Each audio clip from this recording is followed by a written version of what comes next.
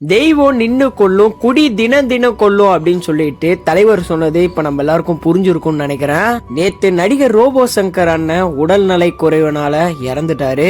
அவரே ஒரு இன்டர்வியூல சொல்லியிருப்பாரு, இந்த குடியாலதான் என் உடம்பே இப்படி ஆச்சு அப்படின்னு வந்து சொல்லியிருப்பாரு. நீங்க எவ்வளவு பெரிய ஆளா வேணாலும் இருங்க, 6 பேக் 8 பேக் எத்தனை பேக் கூட வச்சுக்கோங்க. ஆனா சரியான உணவு பழக்க வழக்கமும் கரெக்டான ஒழுக்கமும் இருந்தால் மட்டுமே நம்மளுடைய உடம்ப பேணி பாதுகாக்கணும்.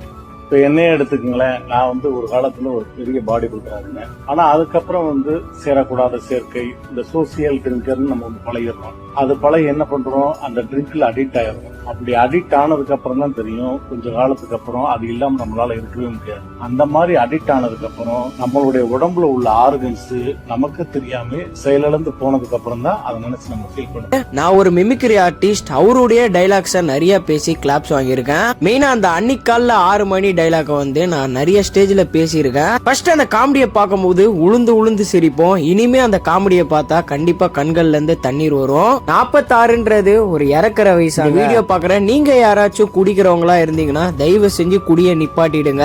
ஸ்டார்டிங்ல குடிக்கும் போது ஜாலியா இருக்கும், என்ஜாய்மெண்டா இருக்கும். ஆனா போக போக நம்ம உடம்புல இருக்க பார்ட்ஸ் எல்லாம் காலி பண்ணிடும். அதனால குடிய நிப்பாட்டிடுங்க. Rest and peace Robo Shankar அண்ணா. உங்களுடைய ரெஸ்ட் அண்ட் பீஸ கமெண்ட்ல தெரிவிங்க.